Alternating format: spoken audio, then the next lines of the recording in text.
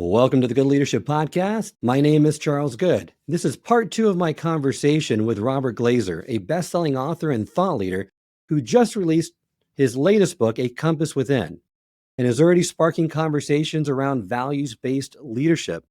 In this episode, we go beyond the basics of core values and explore how they serve your personal GPS, guiding your biggest decisions, relationships, and professional growth.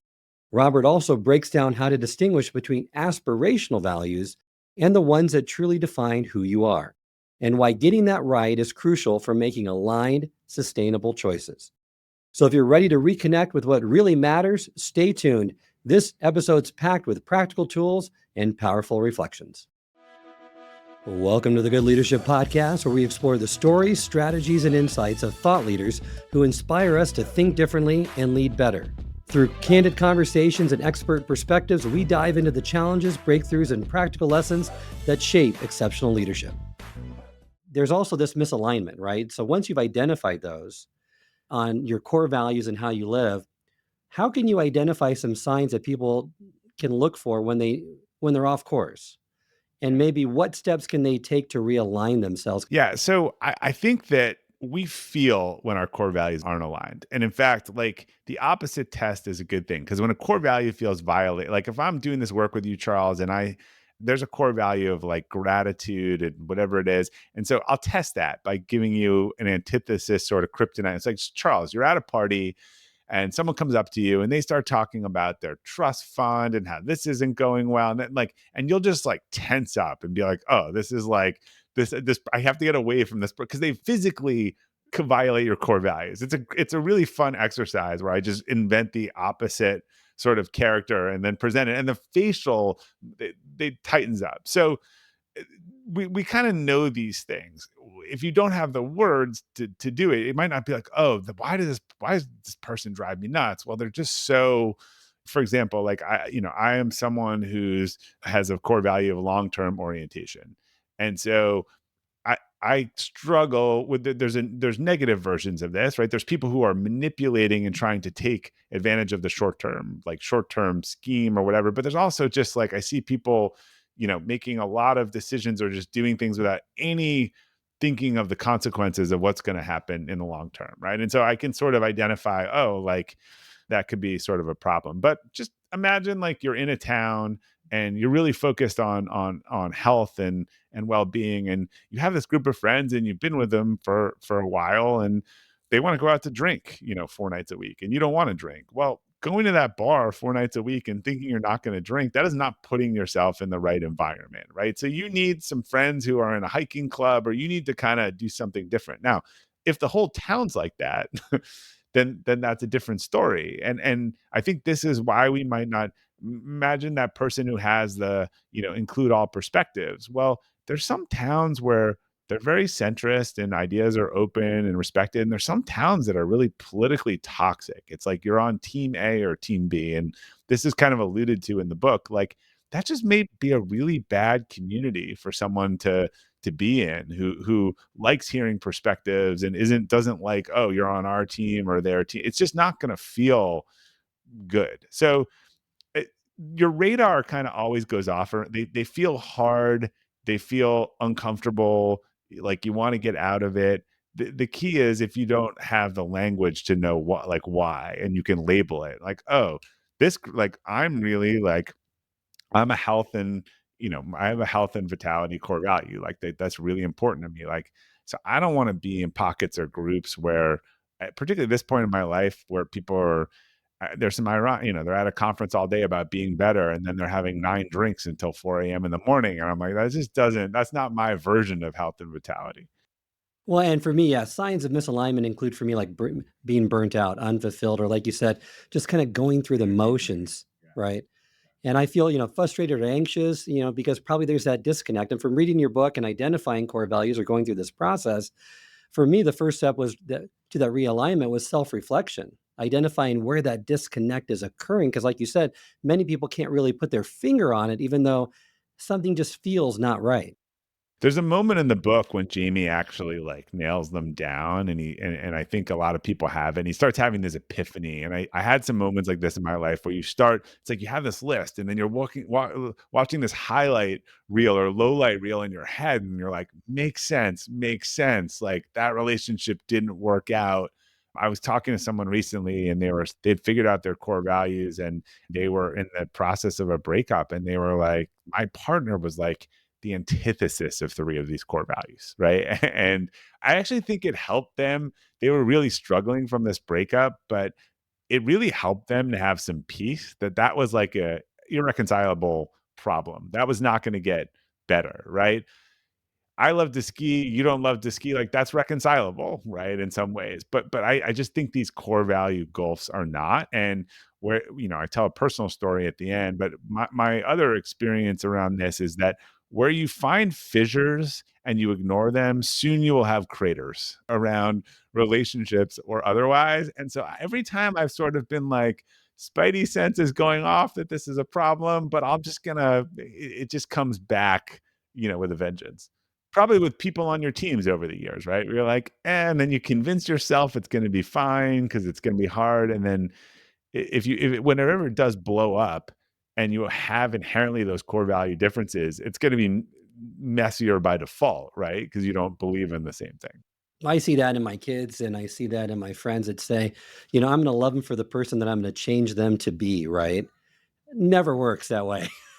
You said that before because I was just seeing that was on a sitcom or a joke. Someone said, you marry someone and then you think you're going to change them, and then those are all the worst. And this is why I said people can change.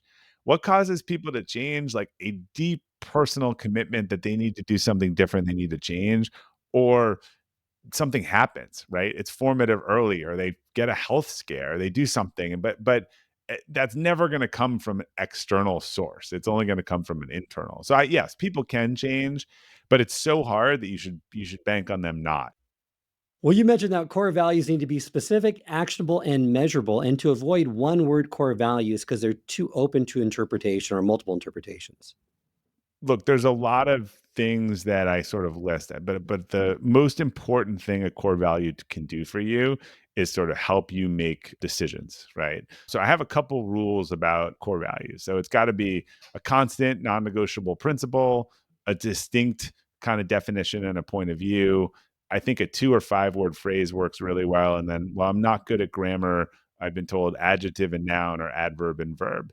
And that's the difference when you hear something like family or honesty or integrity. Like, I need to be able to know, like a report card. Did I do this well last month? Like, did I do integrity well last month? Did I do faith well last month? Like, I think that's really, it's hard. So the well worded ones I mentioned before, I really like include all perspectives, or always get better, or it's something that has that sort of definite. It's not for everyone, right? Not everyone should be able to say it. So I have some unique ones, but they're really uniquely me. Like, respectful authenticity is a core orientation for me. Like, I am direct. I'm often the person who tells people things that they don't want to hear, but in a respectful way. Like, people call people have their friends that they call to tell them exactly what they want to hear. Like, people know that I will tell them, but I also deeply believe in respect and being respectful. In fact, when my kids are not respectful, like, that's about the maddest I'd ever get. I try to talk to my kids in the terms of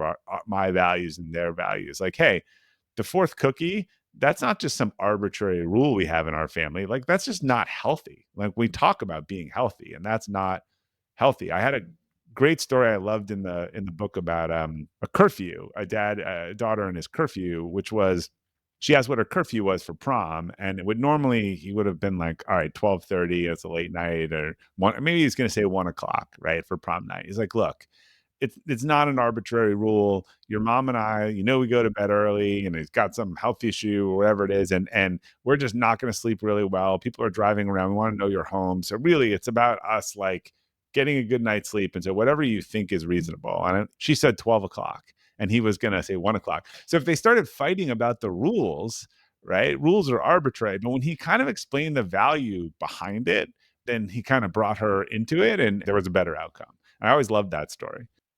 That's a great approach to making those core values more actionable. And the topic of clarity, you recommend that individuals really just need to focus on 3 to 4 core values.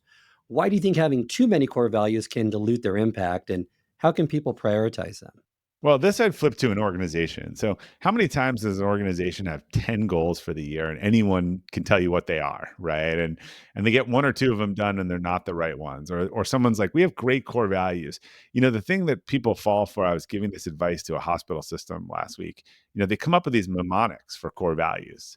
And people remember the catchy phrase, but they have no idea what the actual words are under it. They just remember it stood for heart or whatever it was, and they and then it was humility and whatever it is. So, I think when a company has 3 or 4 values, like everyone who's been at our company for more than 30 days knows that our core values are own it, embrace relationships, and excel and improve because they hear them, they see call outs, they hear about the awards, all that stuff. I've seen presentations on core values, like we have great core values, and they pull out their laminated sheet and they read them. Like you have to remember them, and you have in order to access them. So similarly, I think if you're going to remember them, unless you're going to carry that card around with you all day long, I think 3 to 4 is sort of better. Even I have 5, and I'm always sometimes like, oh, what's that fifth one? I think 3 to 4 is better. There's some magic rule around 3 that I found with a lot of things. 3 goals, 3 whatever. Well, you've also emphasized, and I wanted to get back to that because this is a hard distinction for a lot of people. You emphasize that core values are not just aspirational, but intrinsic qualities that guide our actions. But it's still hard for someone to distinguish between those aspirational values and those that really truly reflect who they are at their core.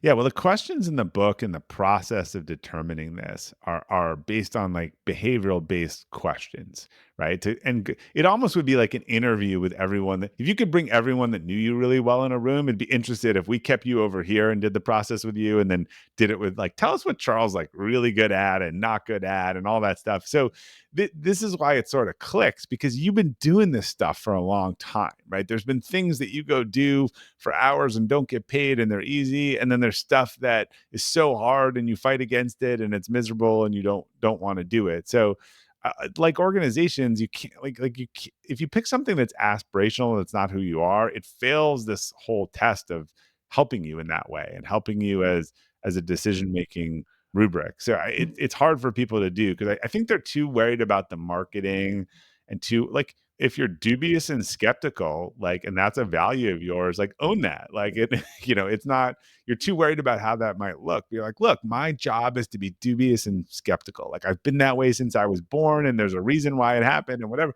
There's actually like you should go in quality control or do something where like it's your job to prove that it's not working and not to be the cheerleader for it. There is an alignment for that.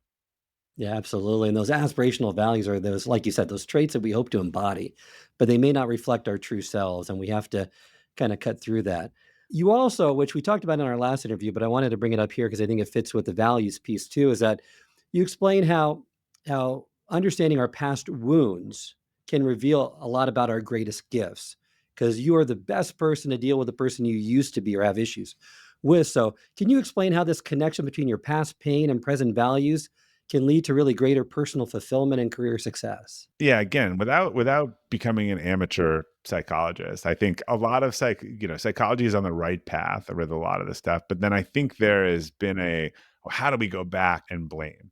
And that's just not, we all have these experiences and they shape us and they impact us in formative ways. And people couldn't understand that. And we just need to honor that and understand that this is who we are. Like, I'm really independent because I had to be, because my parents were out working 2 jobs and putting me through school. I have sort of there's part of the storyline in the book where he's telling the story about this person who had a single parent, who was never around and worked 3 jobs and put them to school, and they went to Harvard and they became, really successful. And they started like an award-winning, like after daycare school company. And look, that parent did everything that they could as a single parent. They were a great parent, but they weren't around a lot. And the kid was lonely. So the loneliness drove them as a purpose. Purpose lies pretty close to pain for a lot of people. So look, true for me, like a lot of my overachievement is because I grossly was labeled like an underachiever early in life. And so not only did I like fix that for myself. I spent a lot of time trying to help other people live up to their potential because I think it's the worst feeling in the world to be told that you didn't do that. And I think it is, if you talk to people, and the first question in my podcast is like, tell me about your childhood and what did you like and what were you into and whatever. And whatever their answers are so correlated to what it is that they do today. So there's power in that, right? And a lot of good comes from it, but you have to understand why and what it was, because sometimes it's too much good can be bad, right? And you can over index and not realize your Achilles heel around that. That person who was never alone may be so afraid to be alone that they now over indulge themselves in relationships and conversations and just don't ever have a little peace and quiet time, that they need. So, starting the process of self discovery really starts with self reflection, right? Ask yourself big questions like what has brought you joy and fulfillment in your life? What values were behind those moments? And then from there, right, use the feedback from people you know well and be patient with the process because core values, which I think people get wrong, aren't something you invent, they're something that you discover. Yeah, and so, we talk about the 5 questions or the 6 questions in the book, depending on how a few are big ones, like, what professional situations are you highly engaged in? What are the qualities of people you struggle with the most? A big one, an exercise I've done, if you ask, like, what would you want be said about your eulogy about you? That very quickly identifies the qualities that you sort of figure out are most important. In fact, the first time I did that exercise, the words I used ended up being my why and several of my core values. Like it tends to just kind of get you down to that thing. So we're trying to figure out these characteristics. There was an exercise someone did years ago, like name 6 people and why you like them, right? And famous people. And you did it, and it was like those were the things that were most what you liked about them was the things you most thought were important, for yourself, and you were sort of drawn to that. So I thought that was an interesting exercise. Well, yeah, those 6 questions takes a lot of the guesswork out of it because you've carefully curated those to really kind of get you started down that process of self-discovery. And these inverses and these negatives about what really those are very telling. Like you have to kind of match up the negatives with the positives, but to me, like that's the, as I said before, the sort of true test of a value is if when you describe the opposite and someone makes that squirming face, right, or makes that sort of kryptonite face, like yeah. Again, they include all perspectives person. If we figured that out, I'd be like, all right, how do you feel when someone comes in the room, doesn't ask anyone questions, just says, this is how it is. Like, I don't want to hear from you. They're like, oh, that's like it's my kryptonite, right? Like it's just, so it's an interesting, the process like comes at it from both ways. Kind of what are the things that are bothering you? What are you good at? And then you kind of see they meet in the middle. Well, and then once you've identified those answers, you look for keywords that are common across multiple questions, and then you try to identify kind of themes that those keywords are. And you say one of the most common mistakes people make when undergoing this process is they concentrate too much on identifying that perfect keyword or that label versus trying to get the theme that resonates deeply for them. Yeah, I talk about this thing called the core validator in the book, and it has this 2 components, the right theme and the right phrase. So people like here include all perspectives and they're like, I like that, and so they kind of get focused on the word, but it's like climbing the mountain before you have the right mountain. So the right theme is about, can you use it to make a decision past or present? Like is that theme, and when you imagine the opposite, does it strike a nerve? So that kind of tells you if you're on the right without the wording. And then the wording is trying to just make it like accessible to you. So is it a phrase rather than a word? And could you objectively rate yourself on how it's worded? Like I was speaking to a company a few weeks ago and they, one of the things like they have these core values like celebrate diversity. And I was like, you're never going to sit down in a performance review with Charles and say like, Charles, yesterday in that meeting, you did not celebrate diversity, very well. Like you're laughing as I people can't see this, but so I was like, look, what you probably wanted was something more like include all perspectives or, make everyone feel welcome, because that's something it's universal and it applies in all like areas of these core values should apply in the workplace, outside the workplace. It's why I don't think family is a core value. I think family is a priority. I think there's probably a core value to how you treat your family and how you treat people in the work. And it's the same, which is you listen to them, you prioritize them or something else. But yeah, I think you got to make sure you're on the right path first, and then you can get that title that kind of nails it for you. Oh, and I love that second pass, that core validation, just to further clarify what those are. And then you said the next phase is really around just road testing them, because the first draft of your core values will need to be road tested. Test them out in your life, see how they fare, see how they make you feel, and then they can always be adjusted over time. But it's essential to start making progress on these, but they may not be the final ones that you end with over a period of time when you're done with the process. Write your first cut down on a piece of paper after you do this stuff, and you can read the book or the course or look around if you want to find more detail. So put them on a post-it note or on your desk, and next time there's a decision or a great situation or bad, like look over and you're like, oh, that, or actually what was really bothering me was something different, so I actually think it's this. And then eventually you'll be like, this is a good rubric, like this is guiding me to how I should do things and what I should do. And it's being really clear on what I shouldn't do. I sometimes when people are like, I think this is my final list, I'm like, tell me, like, how would a job that let you do this, this, this, and this sound? They're like, great. Like that's the stuff. And how would a job where you couldn't do this? Then they'd be like, oh, I think this is the real difference with my version of core values versus some of the others. Like you're really trying to be able to look at these and use them for some of these hard situations and how you solve problems in life and leadership.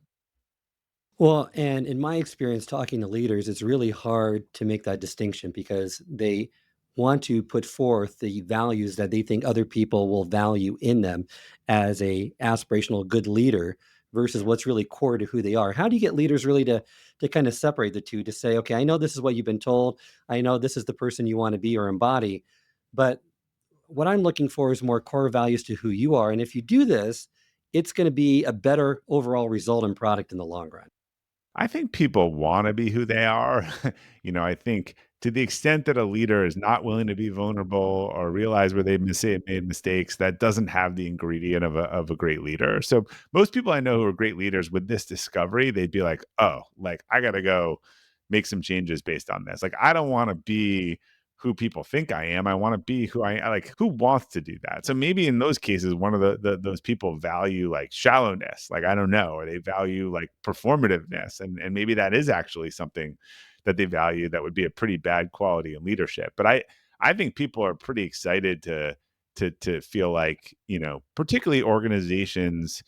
Some organizations get confused when they talk to me about well why would talk to our team about this and like look like they, they are going to forever connect this to you. Like if they if they do this work and they are a better leader and a better parent, and you give them permission, you say, look, I want you to show up as yourself and be who you are. That's a super powerful message for an organization to send to its employees and its leaders. As we close, for anyone who is trying to rediscover or reconnect with their core values, what is some practical advice you would offer them to get started? Like, what's that first step in that journey of self discovery? Yeah, I would just get started. Get these questions, answer the 6 questions, write them down. You can do that in, 20, 30 minutes. Again, I have a course that'll take you through all of it, but just do that. And I think it will provide I think you'll be surprised when you start to look at the themes, because the questions are designed to ask you stuff from different aspects of your life. And what you will see is that the answers all have very similar themes. And so I think that's when people start to go, oh, now now I see why did that job not work out? Why did that relationship not work out? They're kind of the same, a little bit of that piece, the person I was telling you about before who went through the breakup, when was like, God, my partner was like anti 3 of my core values. Like, of course it wasn't going to work. And then I think people are pretty motivated to continue the work once they start to see some of that. Well, thank you again, Robert, for this enlightening conversation on core values and their transformative power in our personal and professional lives. Remind our listeners how they can connect with you, learn more about your work, and get your new book. Sure. Thanks, Charles. The Compass Within is on sale wherever you buy your books this week. And if you go to my website, robertglazer.com, I've got plenty of stuff on there around core values, the 6 questions, and the course is on there too. And it's a reference in the book. Everything you would need in the book is to do the same process. If you want a little more guidance and email each week that prompts you and gives you an exercise. That's where the course is, but you can get all the same information in the book. And hopefully, again, that story prompts you to think of maybe some of these places in your life that you've been either questioning in a positive way or a negative way, and kind of give you some reinforcement around that. Great. Well, thank you again. And thank you to all of you. I encourage you to take Robert's advice to heart. Start the journey of discovering your own core values and see how they can guide you toward a more authentic, fulfilling life. And be sure to check out Robert's new book, A Compass Within, for a deeper dive into the process of core value discovery. And until next time, remember, it's not what you know, but what you do consistently that makes a difference. I hope this episode has provided you with valuable insights. If it has, I ask you to share it with someone who would also benefit from it. If you've been enjoying and gaining knowledge from this podcast, then subscribe to our YouTube channel, where you can find all the previous episodes of the podcast and additional learning resources. You can also subscribe to the podcast on Apple or Spotify and leave up to a 5-star review.